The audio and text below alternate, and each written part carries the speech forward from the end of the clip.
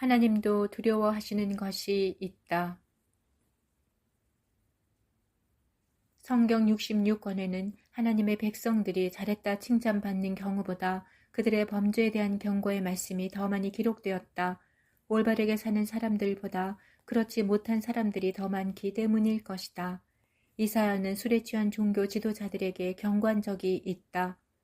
그리하여도 이들은 포도주로 말미암아 옆걸음치며 독주로 말미암아 비틀거리며 제사장과 선지자도 독주로 말미암아 옆걸음치며 포도주에 빠지며 독주로 말미암아 비틀거리며 환상을 잘못 풀며 재판할 때에 실수하나니 모든 상에는 토한 것 더러운 것이 가득하고 깨끗한 곳이 없도다.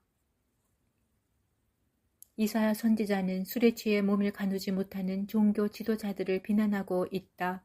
술과 비틀거림을 수차례 반복함으로써 그들의 적나라하고 충격적인 상태를 묘사하고 있다. 독주에 취한 자들이 어떻게 제대로 신앙을 보존할 수 있을까? 독주와 포도주는 비단 술만 상징하지 않는다. 마지막 세대는 세상 모든 나라와 백성들이 음료의 포도주에 취하여 비틀거릴 것이라고 예언하였다. 음료의 포도주란 세상에서 나온 역겨운 것들이다. 하나님보다 더 사랑하고 친밀하게 마음과 시선으로 품는 모든 것들이다. 술에 취한 사람들이 토해놓은 역겨운 이미지들은 역으로 주님께서 그들을 토해낼 것이라는 경고를 연상시킨다. 머리부터 발끝까지 성한 곳이 없고 구석구석을 살펴보아도 깨끗한 곳이 없다. 부패한 지도자들은 타락한 길을 가면서도 이사야를 향해서 비난과 멸시의 말을 던진다.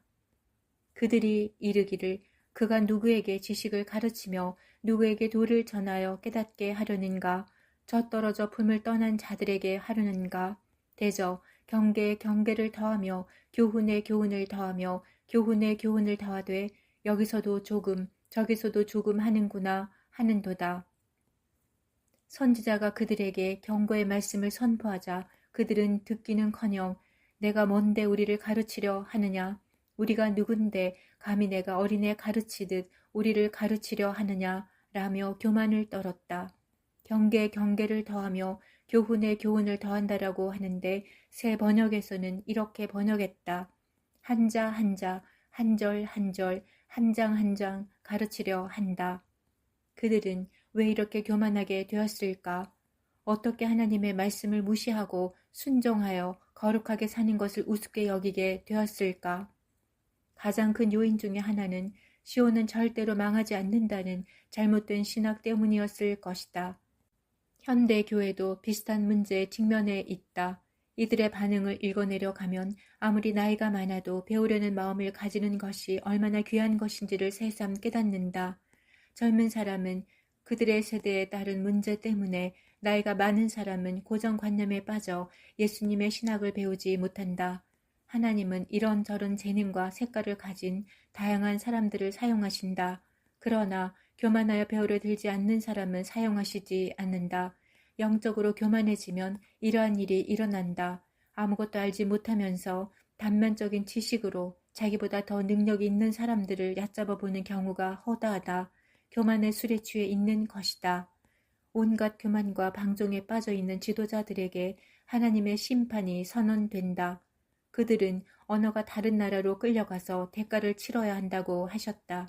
하나님의 은혜를 잘못 사용하니 그 은혜가 그들을 꽁꽁 묶어 이방 나라로 끌고 갈 것이다. 예수님도 유대인 지도자들에게 이사야가 기록한 것을 인용하셨다. 이사야의 예언이 그들에게 이루어졌으니 일러스되 너희가 듣기는 들어도 깨닫지 못할 것이요 보기는 보아도 알지 못하리라. 이 백성들의 마음이 완악해져서 그 귀는 듣기에 둔하고 눈은 감았으니 이는 눈으로 보고 귀로 듣고 마음으로 깨달아 돌이켜 내게 고침을 받을까 두려워함이라. 그들과 이 백성들이란 단어를 사용하신 것은 주님과 유대인 지도자들 사이의 거리감을 표현하신 것이다. 하나님께서 무엇을 두려워하시는가? 이사야는 염려로 기록했다. 하나님께서도 두려워하시는 것이 있는가? 하나님은 이들이 회개하는 것을 원하지 않으신다. 그들이 회개할까봐 염려하시고 두려워하신다. 하나님이 어떻게 이러실 수 있는가? 어떻게 회개하기를 원하시지 않을 수 있는가? 그러나 이사야뿐 아니라 예수님도 같은 말씀을 하셨고 그때 이사야 예언이 성취되었음을 선언하셨다. 유대인 지도자들은 감히 그리스도를 거절하고 반대하고 심지어 죽음으로 내몰았기 때문이다. 예수님을 직접적으로 회방한 것과 사람을 회방하는 것은 다른 것이다. 그들은 회개하고 천국에 들어오면 안 되는 자들이다. 정작 심판을 외쳤던 이사야나 에레미야나 그들의 사역은 크게 성공하지 못했다. 그들의 말에 귀를 기울인 사람들은 소수에 불과했기 때문이다. 세상 기준으로 보면 그들의 사역은 완전히 실패하였다. 그럴지라도 하나님은 그들에게도 심판의 메시지를 부지런히 전하게 하신다. 하나님의 성공 기준은 하나님이 주신 소명에 얼마나 신실했는가이지 결코 얼마나 많은 사람을 상대로 사역했는가가 아니다. 바로와 사울은 처음에 자기 스스로 강팍하게 했지만 어느 순간부터는 하나님이 강팍하게 하신 일과 맥을 같이 한다. 무서운 현상이다. 어떤 목회자는 한 달에 10만 원 정도 현금하는 시골 교회를 맡아 사역한다. 그 목회자는 실패한 사람인가? 하나님의 기준은 다를 것이라 하신다. 그래서 천국은 위대한 반전이 일어나는 곳이다. 술에 취한 사람들이 온 세상에 가득할 즈음 주님께서 모든 것을 바로잡으려 오실 것이다.